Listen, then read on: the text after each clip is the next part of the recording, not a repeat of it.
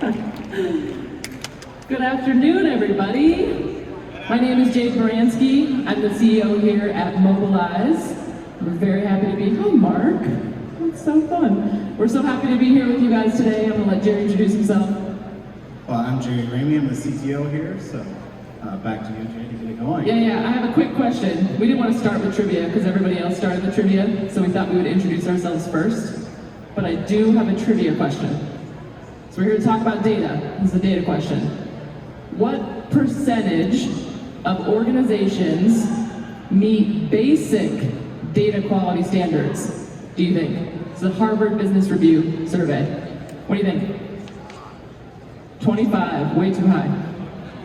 15, too high. 5, getting closer. Getting closer. 0, a little bit above 0. 3. 3%. And we're talking basic data quality standards, i.e. the bar is low, right? So we're here to talk about data today. Our brilliant engineering team, Jerry is our CTO and the lead, we came up with this concept called the data moat. So think castle, moat, protection, right? It's good, catchy, good marketing. Okay, so we're gonna jump into the data moat and how organizations can, if they take the time, if they follow the correct steps, you can really use data to not only meet your mission, but to inform the future of the mission, right? What is the mission, where is it headed, and why is that the mission? Data is pretty magical if we set it up correctly. Next slide, please. I'm gonna pass it over to Jerry to walk us through this smart person part. Awesome, thank you, Jay. So just to get us started off with my part of this, it's like, do you see this date, right? Can everyone see my date? Jay, can you tell me what this date is to you? It's definitely February 5th, 2022. All right, how many of my military friends see May 2nd, 2022? Okay. Well, I'm gonna tell you, you're all wrong. It's actually February 5th of 1922 when Reader's Digest was released, okay? Do you see how simple one data point can go wrong when you're not looking at it at a very particular way? All right, so that's what gets us into our data moat concept here. It's like when you treat your data the right way, you actually build a castle that you can get to. My background alone, it's like I got started in big data and scalable applications, and I actually worked on a project that scaled across the worldwide. Maybe you've heard of it. Little kids were out playing this game, catching little monsters, right?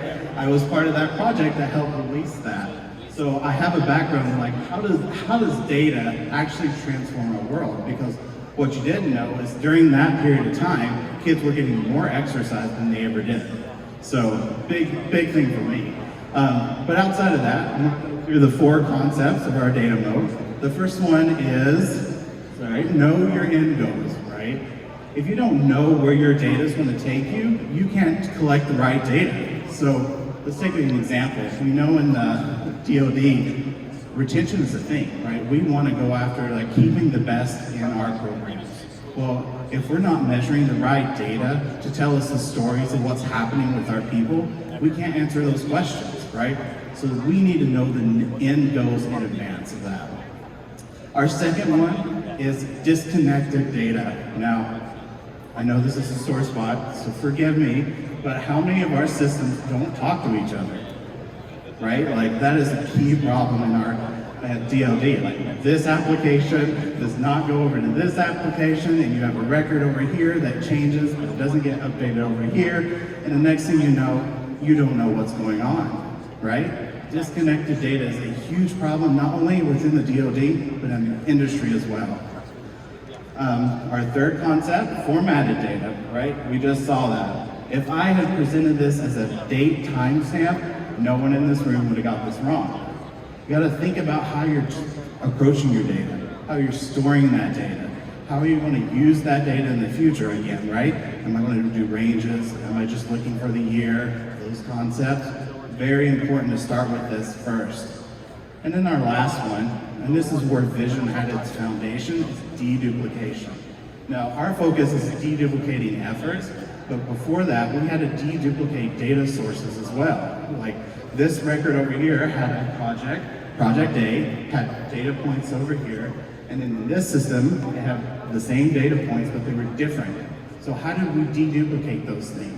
So going forward, we have one source of truth. We're not getting confused with bad data in the future. So Jade's going to take it over and show like how vision set up that with these principles gave us what we have today. Well, and just for those of you who didn't notice the giant QR code, I love this screen. This is the biggest screen I've ever seen our slides on. And that QR code will take you to the white paper of the data moat, which breaks down all the concepts. So definitely scan that, grab it. We're happy to share this information. We're also at a booth in the back, so if you want to come talk, we can jump to the next slide now. I'm not going to read this slide to you. This breaks our rules. This is too many words, so don't read it while I'm talking, as tempting as that is. The only thing that's important about this story and the data transformation that came from Vision and what we're up to with Velocity, our new product, is it's all about the people, right? Each one of these steps required us to spend the time, legitimately slow down. Like as a product team, as a startup in the business world, we want to move so fast, right? We're like, let's go, we're here to party, let's go, right? But in reality, we had to see not only who are end users on the ground, right? Who's going to use Vision day to day, but what does leadership want to see? What reporting capabilities need to be there for the future? And how are all the middle managers going to use Vision? What's important to them? And that process took 6 months. We spent 6 months of R&D before we did the layer that is today. I'm wearing a Velocity shirt, so I should stop doing this.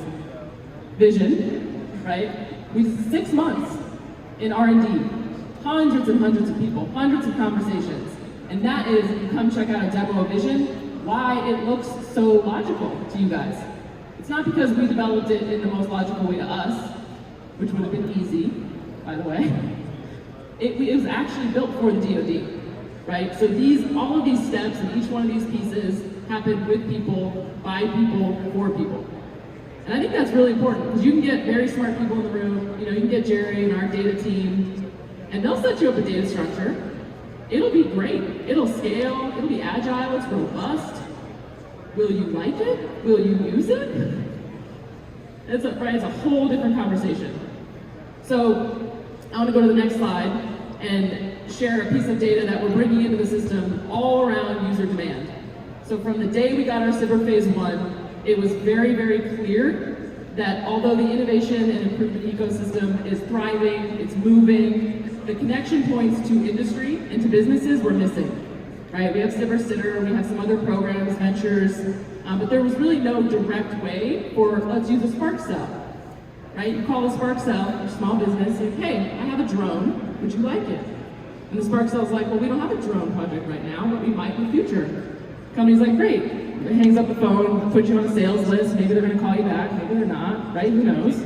I don't think many Spark Cell leaders are in the business of taking sales calls, right? So Velocity, the product that we're officially launching today, is the data connection piece within Vision to have industry connect directly to the entrepreneurs and the folks using Vision. So one-way street. There's a lot of data on the back end. If you want to come dig into those data pieces with us, we're happy to show you, talk about it at our booth. But I really just want to thank you guys so much for your time. This conference has been amazing. The setup, the logistics team, have done, just phenomenal. Really, really great work. We're so happy to be here. And we will take any questions. I think we have 2 or 3 minutes, so if anybody has any questions, we are here for you. Or we can just clap and go to lunch. Can we do that? Lunch is great. Let's go. Okay, thank you guys so much. Thank you.